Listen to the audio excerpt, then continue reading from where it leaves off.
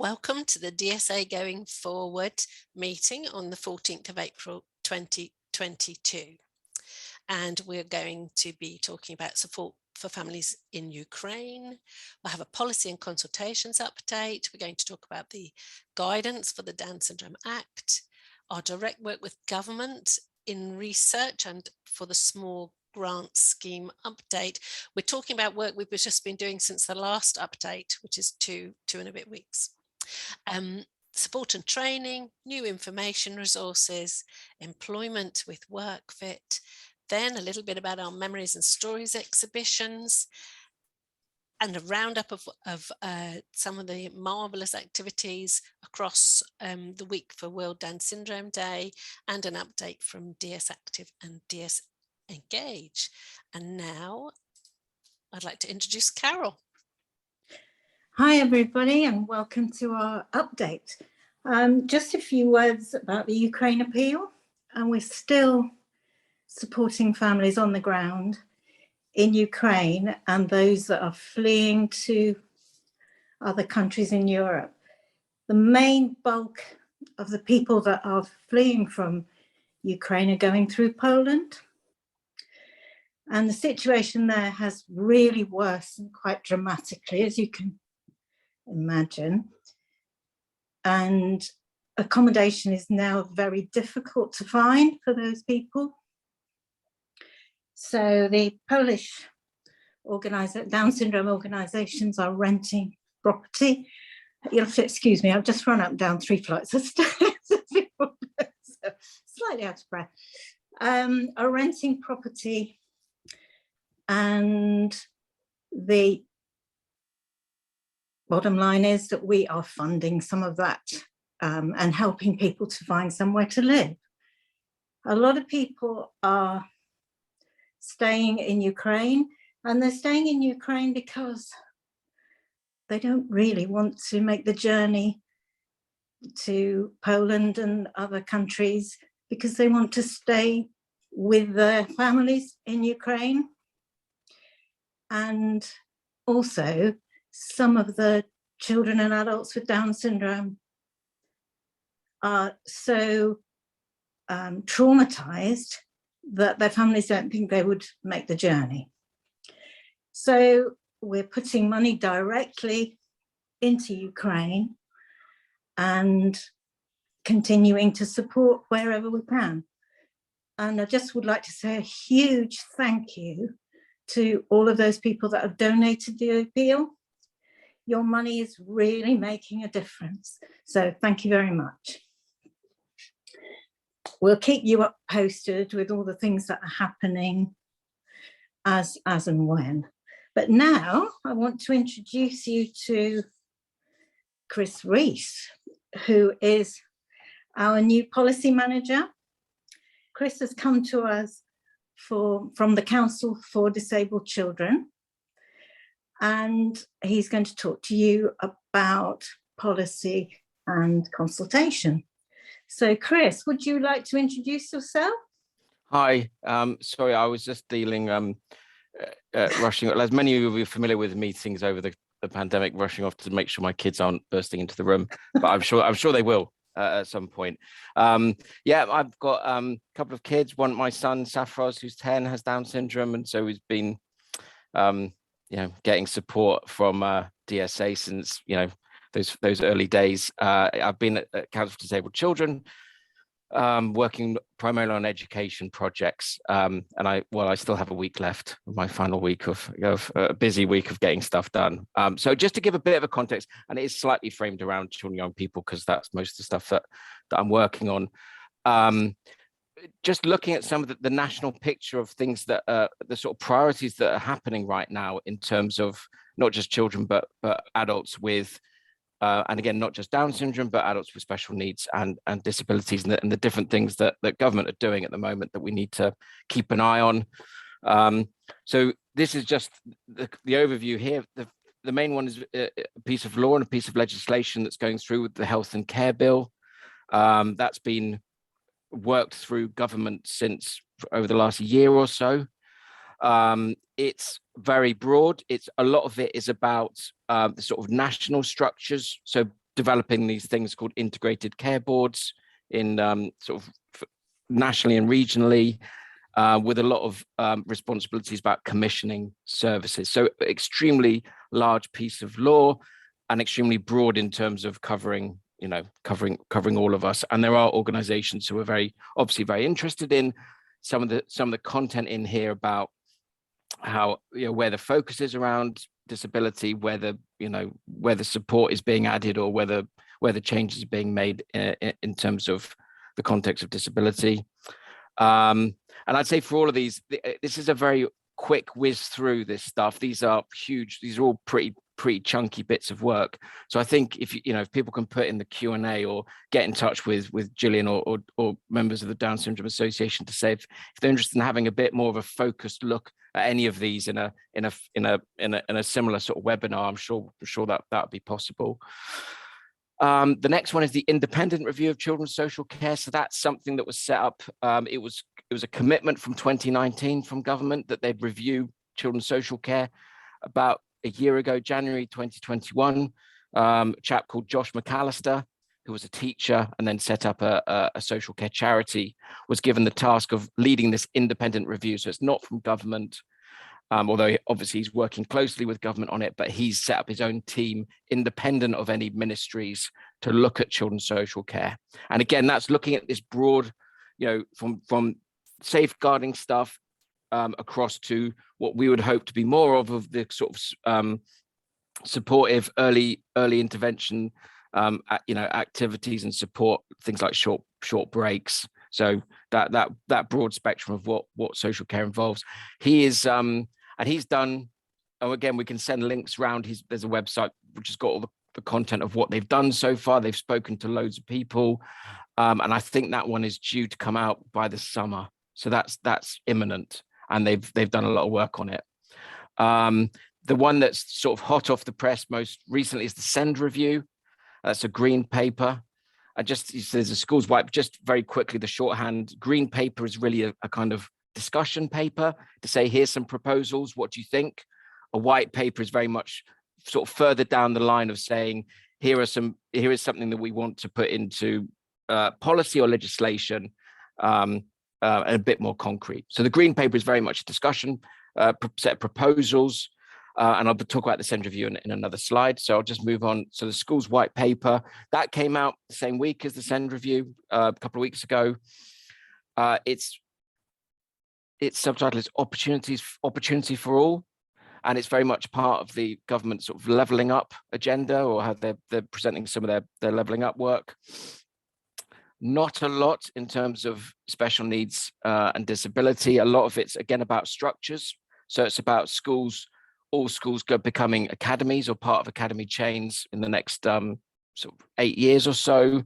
Some stuff about children who are not in school, registers for children who aren't in school, and some stuff around teacher salaries, teacher training.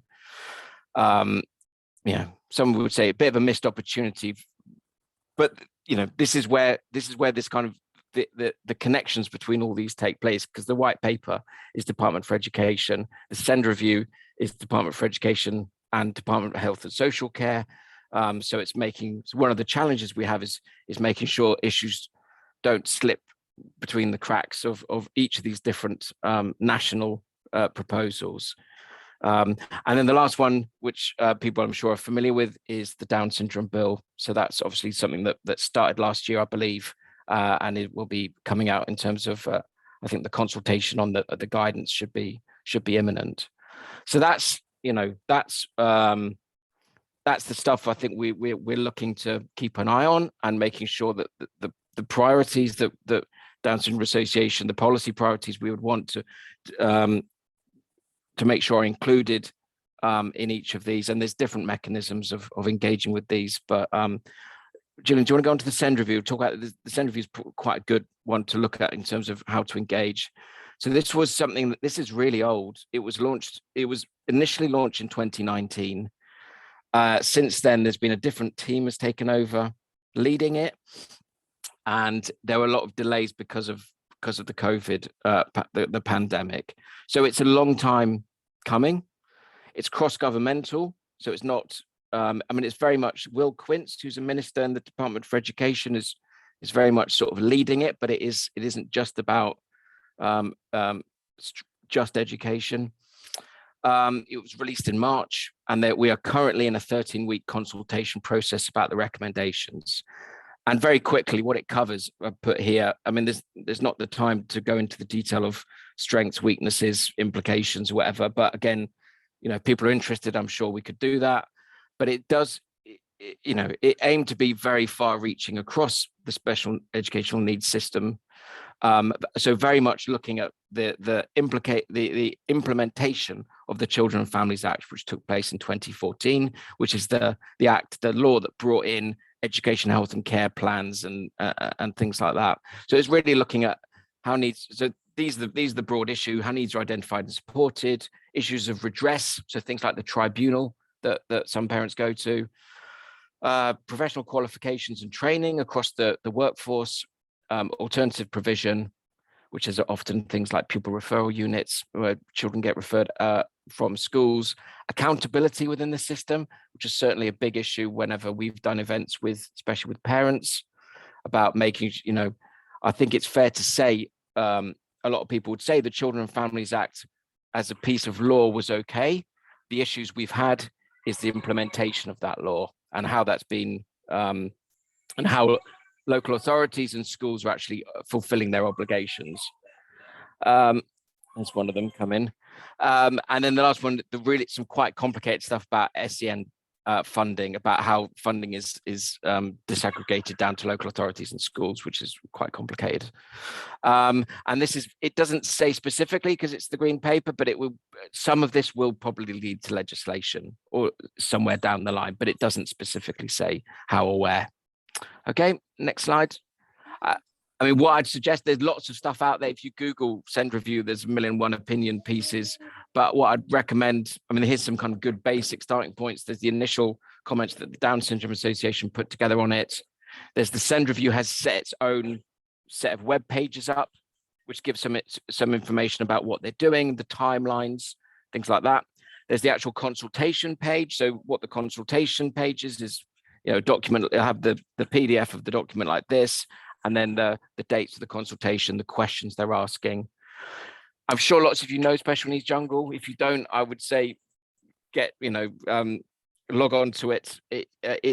I think it was set up for parents, but I would say it's equally useful for professionals in terms of explaining some of the systems that or the issues that we're looking at across the piece.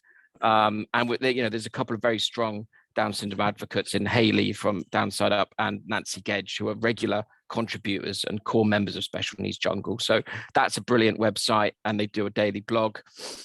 And where I work, Council for Disabled Children.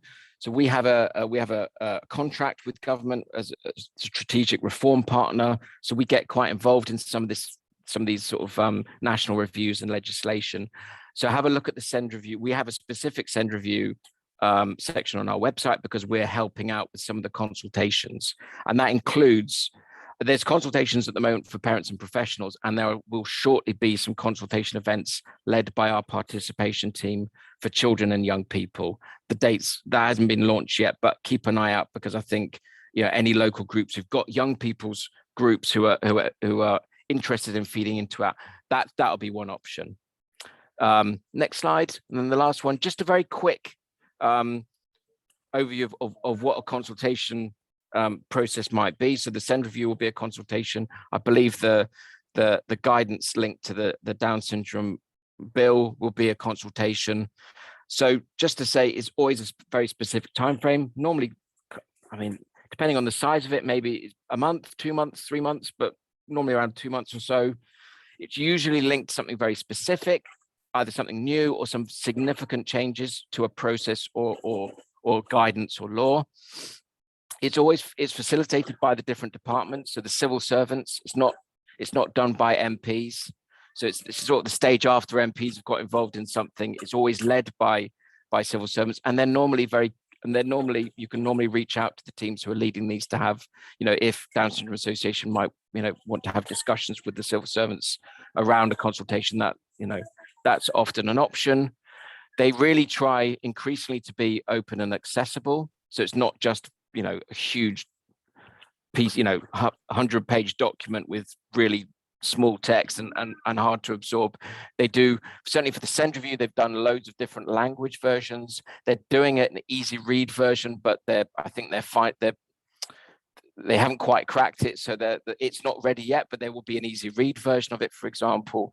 And they're always extremely clear that they want responses from a broad range. So that could be individual people, parents, organizations, networks, formal networks, informal networks. I think this is the richness of the consultation process, is they want to get as many voices as possible. And I think, obviously Down Syndrome Association will be able to put in their own responses, but also, there's an opportunity to support local groups or individuals or families to put in their responses as well. So so quite a lot of work coming up, and has been for the last couple of years, is ongoing. There's never a dull moment with this stuff, but it does seem right now there's a particular focus with the launch of the SEND review, the forthcoming social care review, and then the Down syndrome bill. It seems to be a particularly busy time. Okay. Thank you, Chris. And now we're going to say a little bit about the preparation for the guidance, which is what the Down Syndrome Act, as it will be, is all about, preparing some guidance for relevant authorities in health, social care, housing and schools and colleges. And I've put on the link, if you want to read the actual bill or the Act, you can go to the Parliament website and read what it actually says. The first step will be at some point fairly soon, next month probably, government will call for evidence to inform the guidance. Then the government will write the draft guidance, and then there'll be a really thorough consultation on that draft guidance. And everyone will be included, like Chris said, individuals, groups, stakeholders, groups of groups, and the Down Syndrome Association will of course consult with members. We've set up a meeting to discuss what's happening by the time we get to 12th of May and what we're doing and what's going on. We haven't got that on the website yet, but we will put that up for registering. We've made that the 12th of May at 1 p.m. So we'll continue there.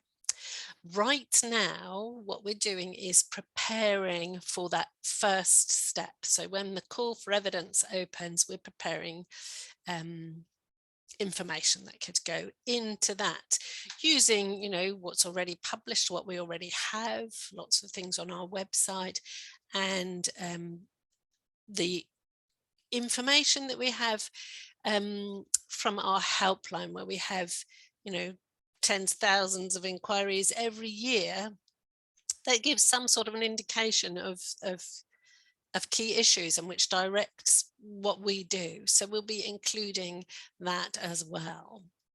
And of course, our voice members have started to begin to think about this guidance. So we've just started to talk about that. And here are some thoughts so far. Over to Catherine. Right, thanks, Jill. Right, so I am the member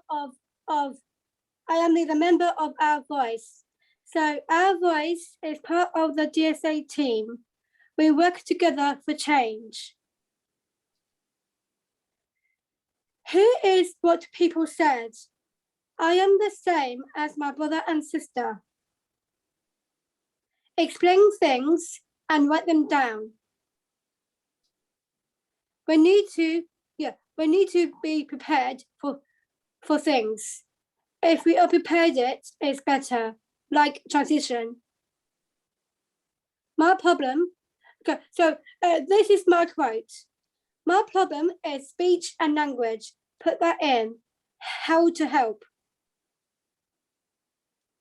Spellings were difficult at school and college and nothing else.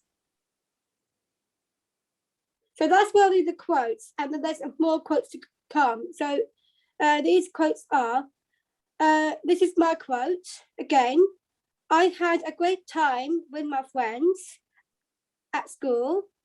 it was just the learning side, how to learn and stuff. I need help with health appointments and traveling to appointments. I need time to get ready for things. I get overwhelmed and confused by what's going on. I panic. It's really useful to have parents who can help and support us. I don't understand it. I don't know what you're talking about.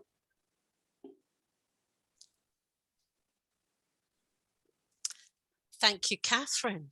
And now over to Julian. Brilliant, thank you. Okay, good morning, everyone. As Jill said at the beginning, regular attendees of our updates will know that we always include an update of work that we're doing with a whole range of government departments. I think our last meeting was on World Down Syndrome Day, so this just really summarises some of the key things that have happened over the last 2 or 3 weeks. And as Chris outlined in his slides, yeah, it's a very complex arena, and lots of these policy initiatives are ongoing, and we work very closely with Catherine and her team of colleagues who are Down syndrome who are part of Our Voice. So we continue to meet very regularly with the head of learning disability and neurodiversity at the Department of Health. And sometimes those might be one-to-one meetings, or he may bring other colleagues from his departments, depending on what the particular issue is that we're focused on. One of the key focuses at our last update, because we were just coming to the end of free lateral flow tests for the general population, and we've moved now into the next stage of sort of COVID recovery across the nations of the UK. We were advocating very strongly for clearly lateral flow tests to continue to be made available free of charge for individuals who have Down syndrome, particularly because if you are somebody who has Down syndrome age 12 or over and you test positive for COVID, you then would be eligible for an assessment to see whether or not the relatively newly available antiviral drugs would be appropriate for you. So, the testing regime obviously needs to fit into that. And we were pleased that that was, made available, and hopefully everybody that would fit into that category. So if you are an individual who has Down syndrome age 12 or over, you should by now have had a letter giving you information about the system going forward and a way of accessing those free lateral flow tests. So if you haven't, do contact our helpline, because we'll try and chase that up for you or outline how you can make sure that that happens. We know that, generally speaking, access to COVID antivirals is happening. So the key issue is that individuals, if they test positive, need to have an assessment within 5 days of their positive PCR test. So it's important that this happens quickly, and there are 1 or 2 little gripes in the system which we have been feeding back to the policy leads at the Department of Health, and really trying to pinpoint exactly where there are about 100 or so COVID medicine delivery units across the UK. And it's not particularly one area, it seems to be all sorts of different geographical parts of the country. So I was in a meeting yesterday, and there will be some changes being made to that process. So hopefully they'll be able to take on board the particular difficulties that we've been feeding back to them. And then I think if we move on to the next slide, partly connected to that, we've joined with a parent, Lynn James Jenkins, who's a parent in the northwest of England, and she runs a community interest company, and we're supporting her. It's an online survey which we've shared on our website and in our various social media groups. And it was really to just try and take a sort of thermometer check, really, about how is access to testing and access to COVID antivirals if you test positive working. So that's recording both good experiences, and that there are quite a number of examples where this has worked really well and people have had the access to the medications very quickly. But clearly, we also want to identify where the system might be failing and making sure that that's improved. And then in a broader context, people probably are aware that at some point later this year, the UK government will be establishing a public inquiry on the handling of the COVID pandemic. And there was a brief consultation, which is very shortly due to close. And we submitted evidence, really just saying what we think that that public inquiry should focus on. So just a couple of key points, issues around or concerns about inappropriate do not resuscitate notices, because there was some concern about that right at the beginning of the pandemic. Access to critical care beds, and was that managed in a very equitable way? Prioritization for vaccines, because obviously we know young people and adults who have Down syndrome are added to the clinically extremely vulnerable list, so that meant that they could then get a vaccine and a booster earlier than the general population.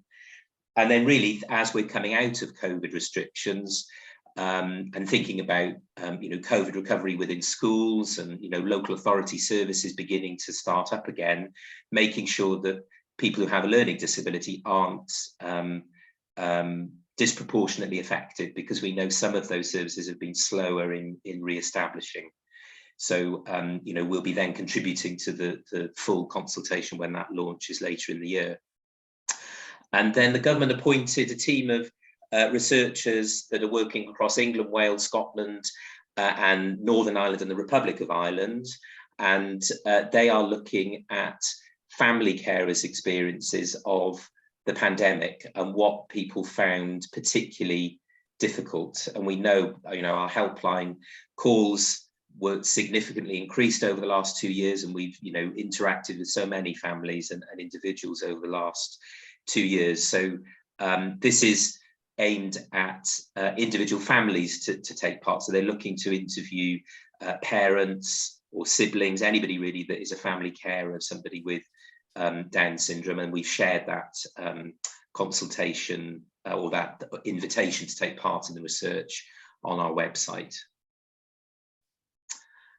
And then I think finally an update on some consultation that we did at the end of last year. People may be aware that quite a number of years ago now, the government of the day established child trust funds, and those young people that would have benefited from those are now turning 18 and so are eligible to access that funding. And there were particular challenges for families of individuals who had a learning disability, because there were concerns about, could the individual young person consent to accessing that money, or if an individual wanted to access those funds on their behalf, how did we have a system that made sure that their rights were protected but didn't make it very, very difficult for families? And the sort of current system was that they would need to go to the Court of Protection to apply for power of attorney, and that was a sort of lengthy process, and obviously it incurred a cost as well. So the Ministry of Justice, who oversee this area of policy, were consulting on a small grant scheme, which really would mean a sort of fast track and much simplified way of families being able to access those funds on behalf of their young person. They had, I think, about 200 responses, and so they're wading through those at the moment, and they contacted us a few days ago to say that they are looking at all the comments, taking that on board, and hopefully we'll be making an announcement relatively soon. So we will share that as soon as we know any more. Thanks. Thank you, Julian. I've listed some of the support and training that's been going on just in the last 3 weeks to give a flavour. It's going on all the time, but just since we last met, some of the activities. And we've had quite a range of health training, specific health training. We had a very well supported ageing and dementia webinar last week. We had an evening webinar on health inequalities with the Royal College of Podiatrists. So again, very well attended. Training session for a GP practice and community nurses studying for postgraduate qualification. And we have regular Tell It Right webinars and question and answer sessions that are live that go with that for maternity services and for university students. We have some of our regular training. We've had 2 planning for adulthood sessions, session 1 and session 2. We have bespoke training, by arrangement training for schools, colleges, and we had a large one for local authority service, working with young children for all of their staff members. We always run speech and language assessments in our offices in Teddington and Belfast. They run through most of the year and are very busy. And then a range of regular parent carer support meetings, including the pregnancy and baby support meetings. And Jane in a moment is going to say a bit more about some of those. And of course, the confidential helpline, which is open every day. What we have coming up, April, May, we have secondary education training. Next week, we have using positive support behaviour webinar, using positive behaviour support webinar, sorry, puberty and adolescence webinar. We have our specialist advisor in adult social care going through the Care Act, highlighting your rights and making clear some of the most relevant parts from the Care Act, and early years and primary education. Then we have the regular parent carer support meetings, Wellbeing Wednesday, behaviour case study support. The new series of pregnancy and baby meetings starts 1st of June, and we've been delighted to add a physiotherapist to our team, which all includes our team and the speech language therapists and so on. So we've added her as a regular contributor, so that's great. And complex needs parent carer support meeting. And then we have 2 meetings which we'll put on the website, the one to talk about what's happening with the guidance, and then one to look at the consultation for the green paper in more depth. We've already made an initial statement with initial comments, and next steps will be going into more detail with that. Now I'd like to hand over to Jane. Thanks, Jill. Oh, sorry, I've got a frog in my throat. So this is just to let people know that we're adding a couple of resources to the emotional wellbeing series that you may be familiar with. And if you're not, I'd really recommend that you go and have a look at those resources. We've got quite a large suite of hopefully helpful resources for people who have Down syndrome and parents and carers. So we're adding in these couple, which are really more general about what well-being means and sort of things that contribute to well-being. Next slide, please, Jill. So we've co-produced these. It was myself and Stuart Mills from the information and training team. We've co-produced these resources with Our Voice, who obviously we've already talked a bit about, and also with the parent carer complex needs meeting, the people that attended the October meeting last year. So really the resources came out of a discussion that happened at this meeting in October, where we sort of threw out some questions. We run these meetings now as kind of discussion meetings where we sort of have a theme, we ask questions, and we use that information to develop resources or training. So at this particular meeting, we had a focus on mental wellness. And we asked parents, family carers, what does mental wellness look like for the person you care for? And what kind of things impact on their mental health? And what are the signs that they're not feeling good? And obviously this comes at after what's been a particularly tricky time, but it wasn't just about kind of COVID, it was a more general discussion really. Thanks, Jill. And then we were kindly invited to go along to one of the Our Voice sessions and get an opportunity to talk to people like Catherine. You contributed, didn't you, quite a lot. And we asked people, what helps you to feel good, and what sort of things make you not feel so good? And then the next one was a slightly leading one, because what came up in the complex needs meeting was we had a bit of a discussion about how making choices and decisions can become quite tricky when someone's not feeling so good.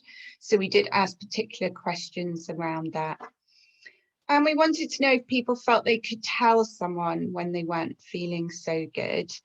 And also we asked about, can you tell if someone else is not feeling good? So we've basically taken all this information that we've gathered from parents and carers and people who have Down syndrome, and we've put it into these 2 resources, one easy read.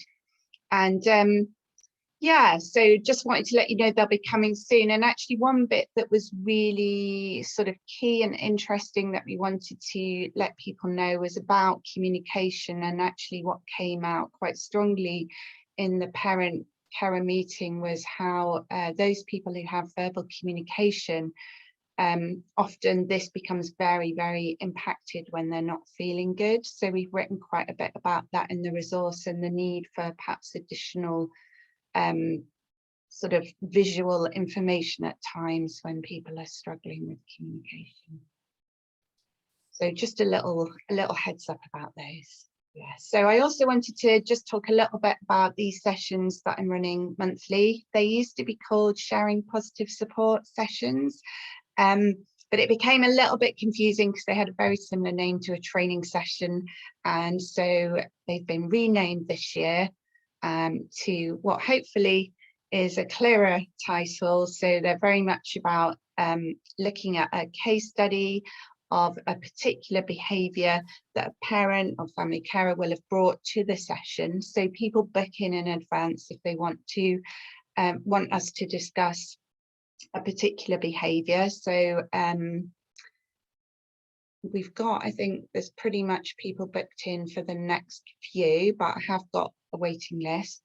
And the idea is that we explore this behaviour in great detail using the positive behavioural support sort of model.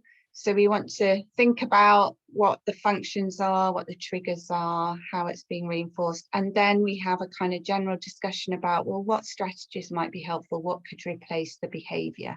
So the idea is that other parents and family carers come along as well. And even if it's not your particular situation that's being explored, you can contribute. And also people find that they're picking up a lot from the sessions because the principle of how we go through it is the same in each session. So if that sounds like something you're interested in, please drop me an email or book onto a session. There's one in this month, there's one in May, and there's one in June. There'll probably be one put on in July as well. Might have a little break in the summer and then they'll continue after. Thank you. And if what you're wanting is more of a kind of training session rather than that kind of interactive session, I think Jill just mentioned this actually, I'll be doing a webinar on Thursday the 5th of May around how to use this model of positive behavioural support for change. So that'll much more be about me talking through slides, although we had quite a bit of time at the end last time where we were able to kind of answer some questions, much like today people could post questions and we tried to answer some of them anyway. So thank you. Oh, I'll just mention as well, obviously there is the complex needs parent carer meeting that happens regularly. The next one's the 28th of April and then there's one in June. And I also run the Wellbeing Wednesday session every week, which if you want a bit of self-care as parents and carers, that's something to come to. And in the holidays, sort of open that up to anyone to come along. So thank you. Thank you very much, Jane. And now Alison. Hi everyone, lovely to see you again. Just a few short slides from me about what's happening with WorkFit. It's incredibly busy at the moment, lots of people going into new jobs, which we're very excited about. If we go on to the next slide, please, Jill. We had our National WorkFit conference online this year, on the 17th of March. We all got together.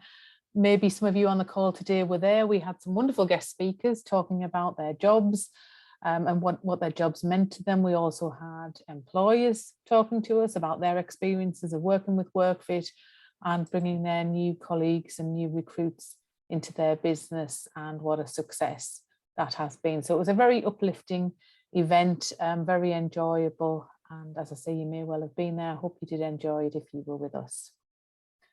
Thanks, Jill.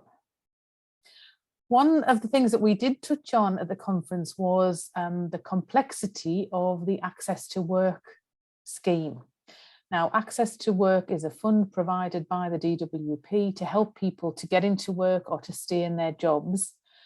So funds can be provided to help people with travel to work or with a job coach if they feel that they need one, or pieces of equipment. There are lots of different options for Access to Work to support people in their jobs.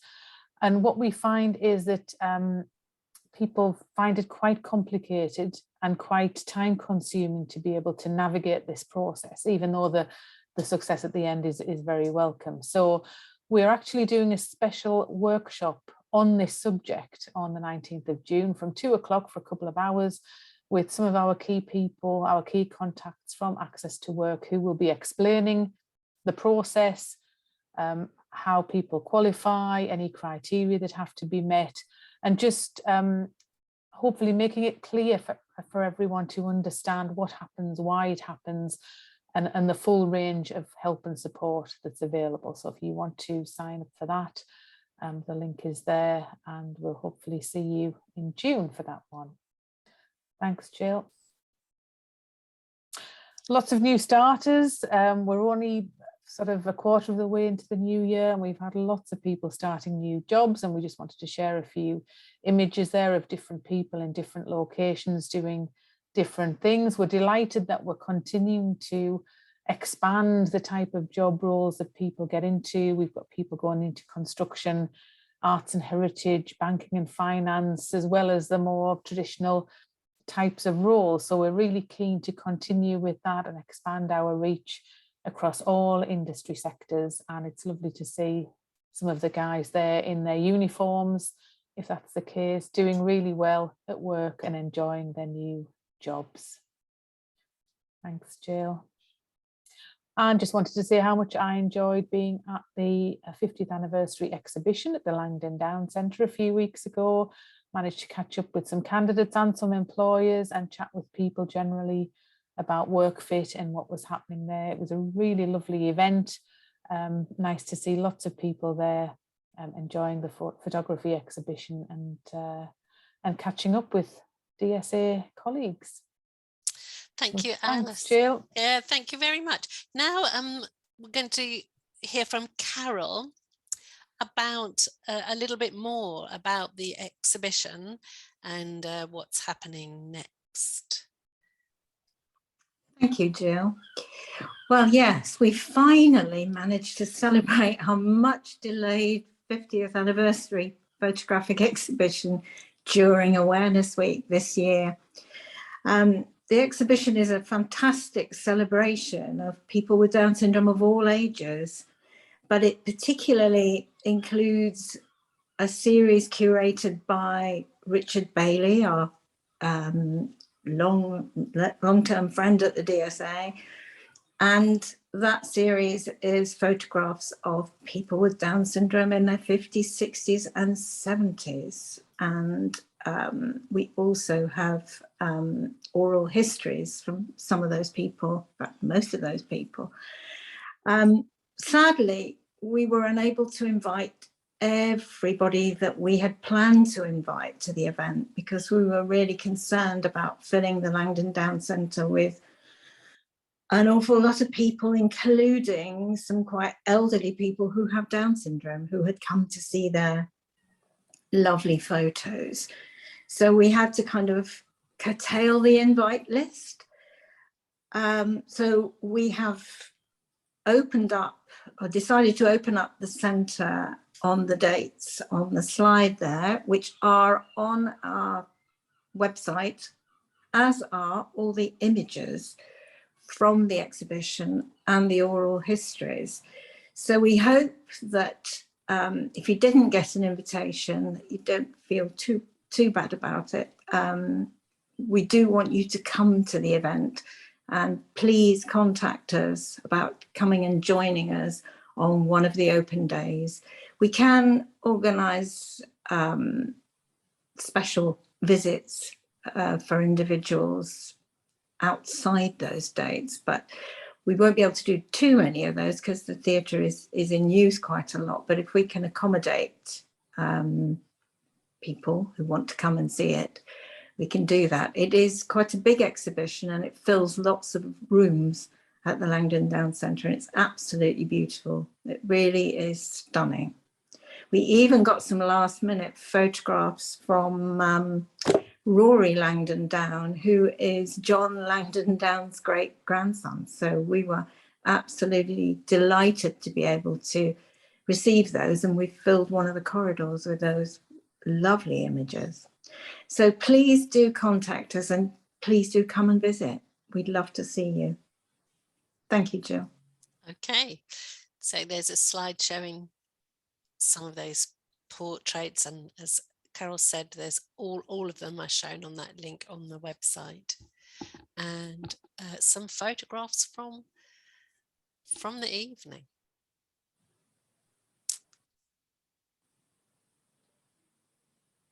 Now, Kate, would you like to tell us about business around World Down Syndrome Day? Hi everyone, nice to be here. Yeah, I hope you all had a good World Down Syndrome Day and Awareness Week. I can't include everything that we shared, unfortunately. There was so much amazing content. It was marvelous to see. As I'm in the comms team, I was on social media a lot of the day and during the week, and it was just amazing to see what everyone had created. But here are a selection of some inclusion means pictures that we shared. You can find these on our website, on the link on the slide there. Can I have the next slide, please? The Our Voice team did some amazing work for Awareness Week and World Down Syndrome Day, including some beautiful artworks and some great interviews. Next slide, please. I don't know if you guys are familiar with Maxwell. He's a young man who was born on World Down Syndrome Day in 2014. And each year since then, his mum has written a blog for us for World Down Syndrome Day.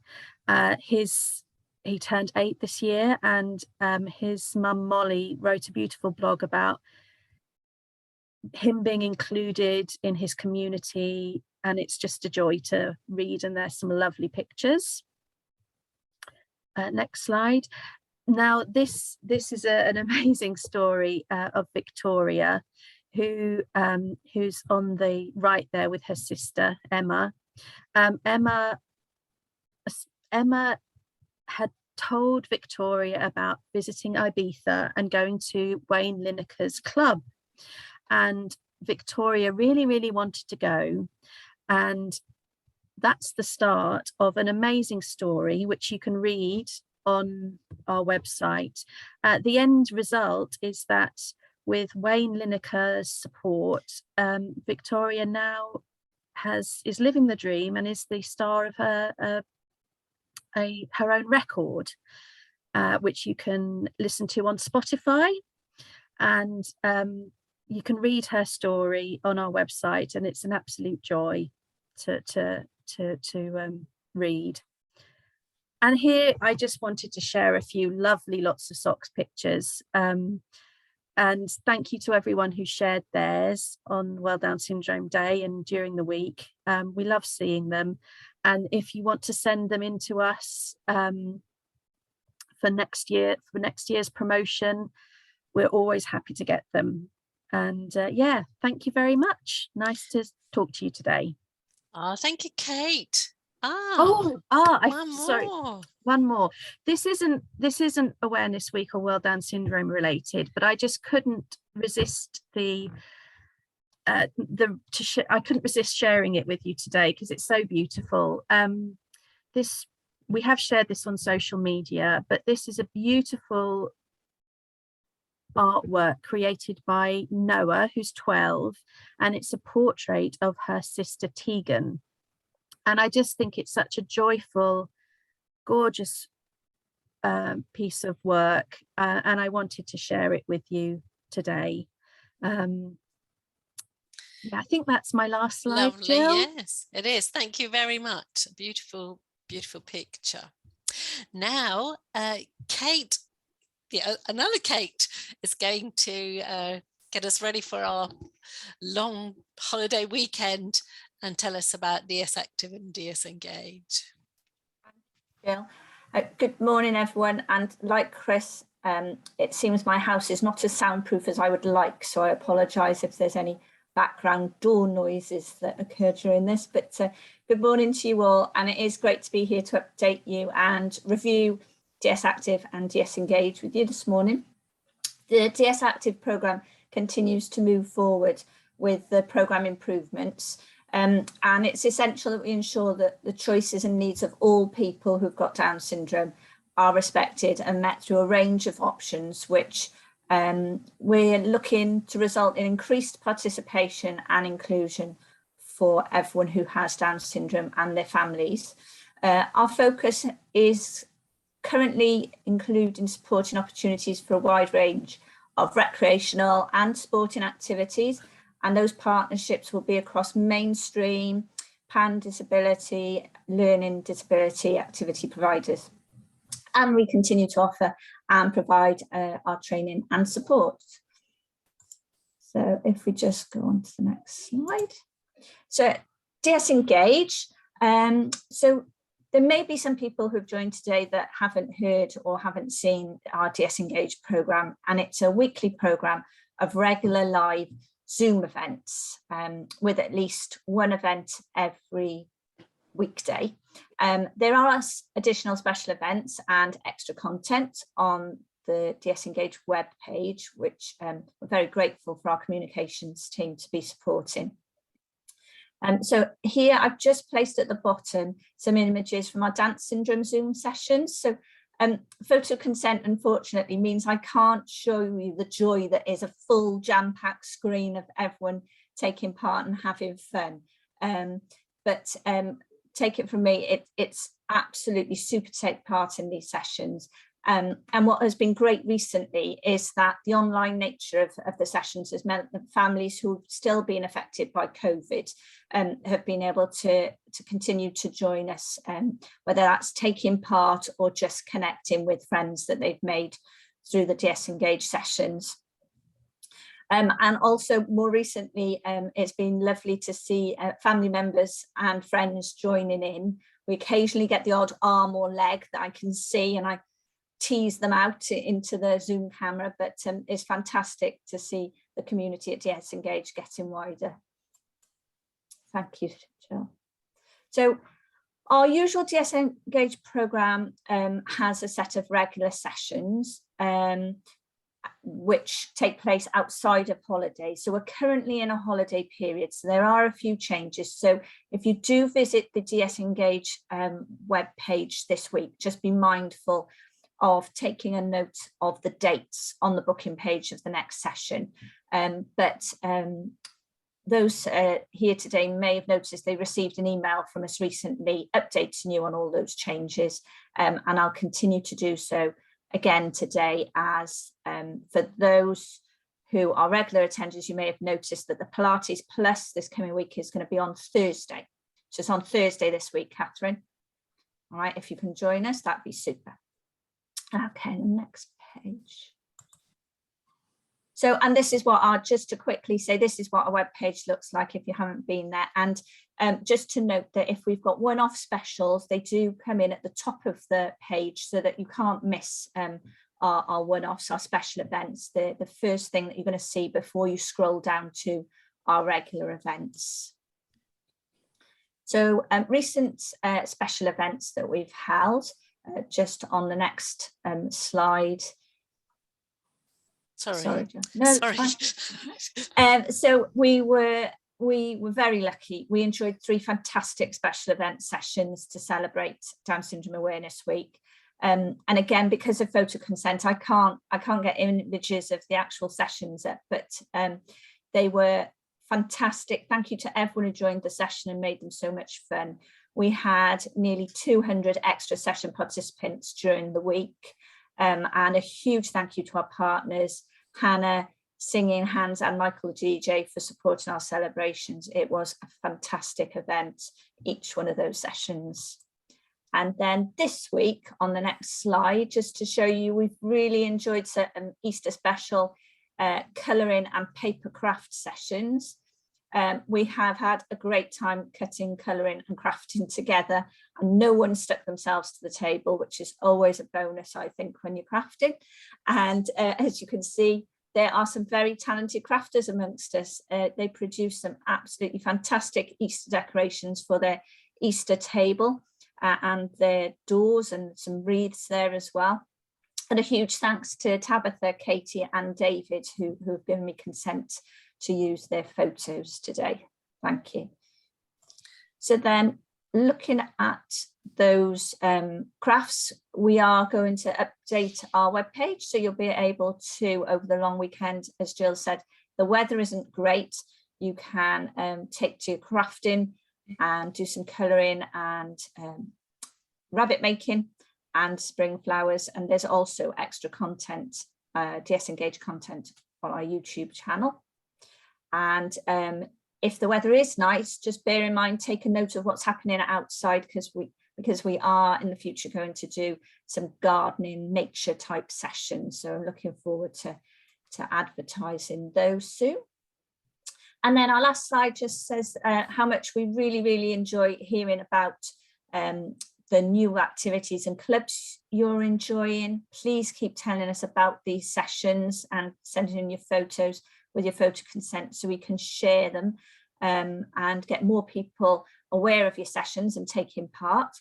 And do regularly check our DS Engage web page, because that's where new sessions are advertised. And we'd like to wish you all a happy Easter and enjoy your short break from DS Engage.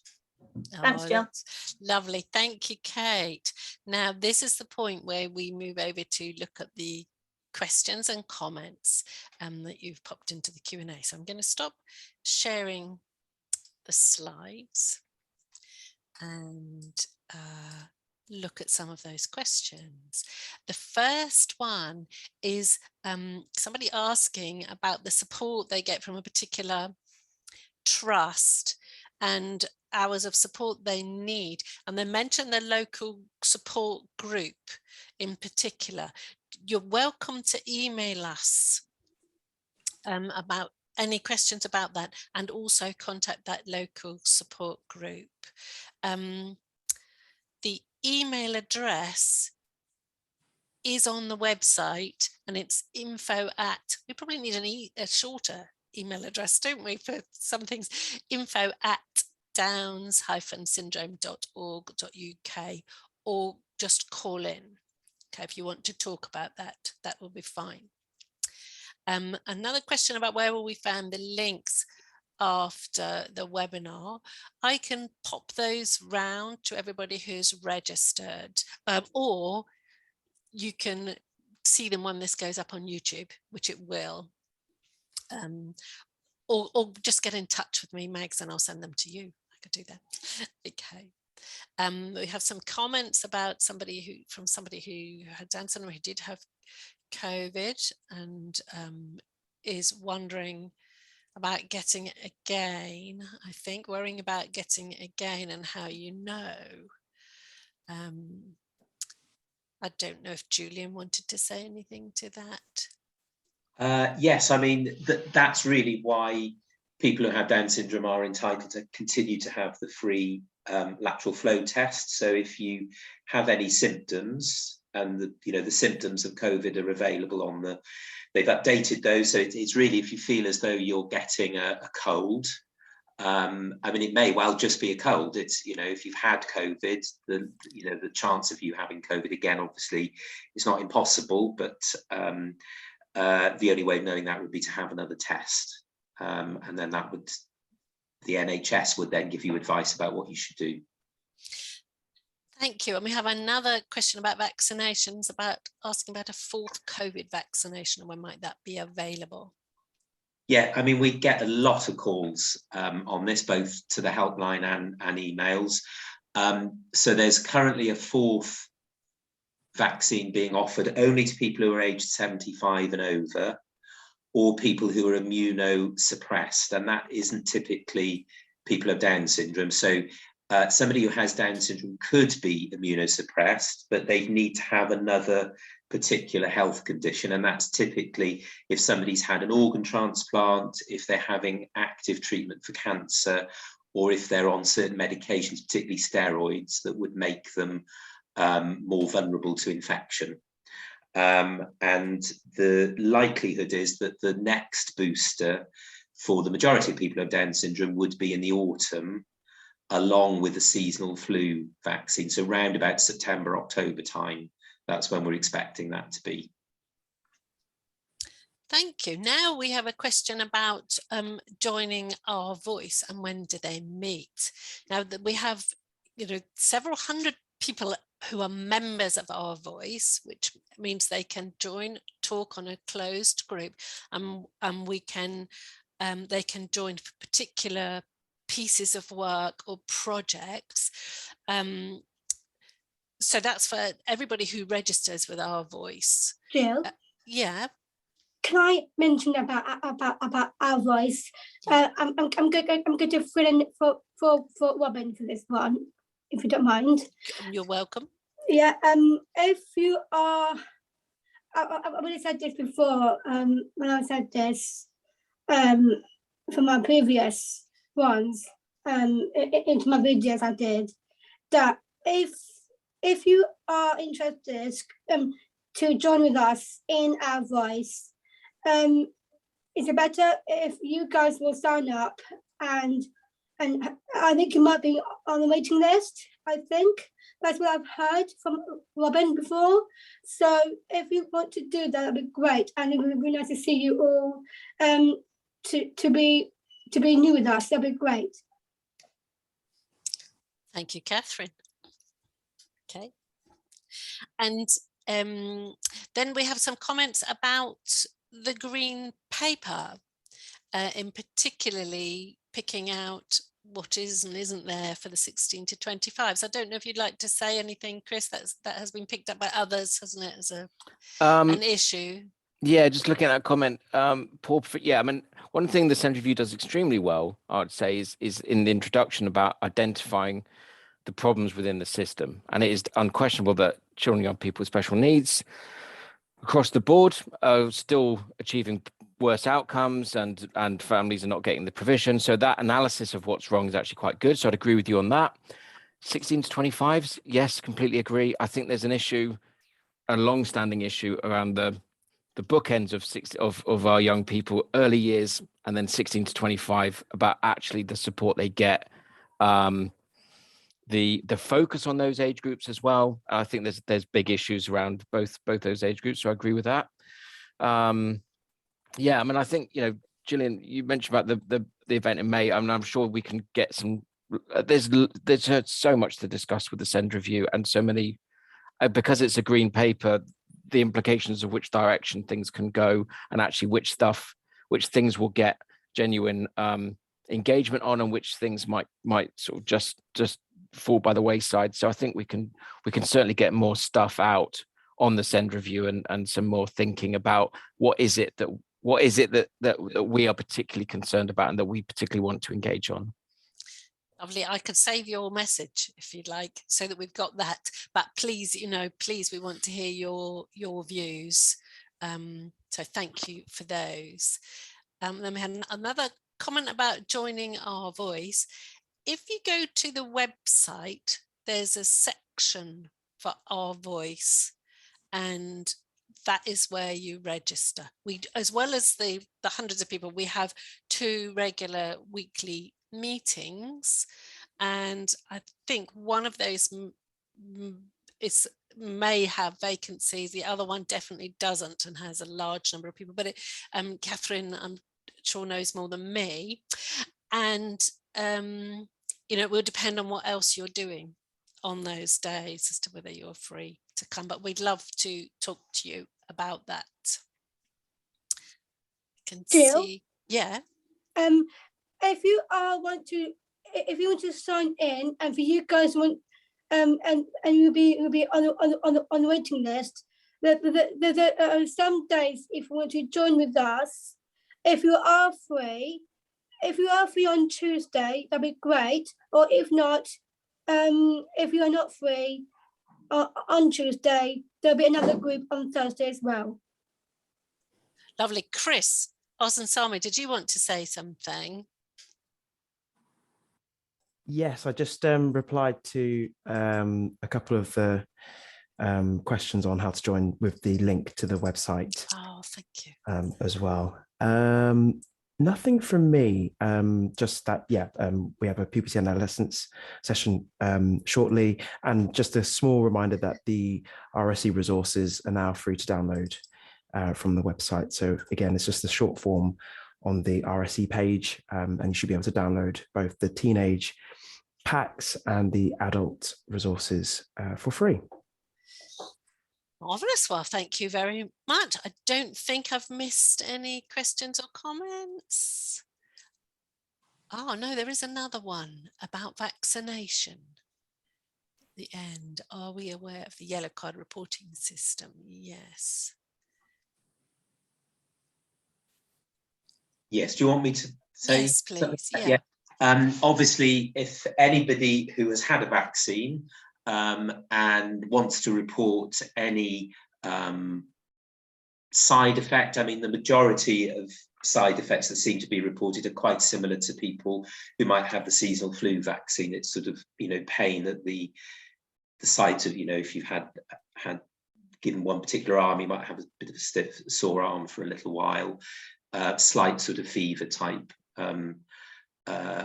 symptoms. That seems to be, people who have contacted us and spoken to on our helpline, but there's a formalized way of making that known, and you just use what's called the yellow card, and it's available online, or I think you're given it when you have your vaccine. It's the information on that is on the little card that you get given, and you can just report that, and that all gets flagged then. Okay, thank you. And the person who's written that, you're welcome to call us or email, and we'll give you more information about that. Right. I'll see, Carol, is there anything you would like to add? No, I think, yeah, sorry, I was out of breath at the beginning. One thing I didn't say about Ukraine was that we have had a lot of families offering accommodation to families from Ukraine. I have been passing on those messages to Ukraine, to Poland, to Moldova, all of the countries that are receiving refugees from Ukraine. But everyone's worried about the excessive paperwork and the length of time that it takes to get to the UK. So I know it's frustrating for people that want to welcome refugees from Ukraine, but it's not easy for those refugees to get to the UK. But we are telling everybody that they're welcome in the UK. Well, thank you very much indeed. And thank you to everybody who's joined today. We hope you have a marvellous long weekend, and we look forward to seeing you all again soon. And the recording will go up on YouTube. So thank you all very much. Goodbye. Thank you, everybody. Thank you. Goodbye.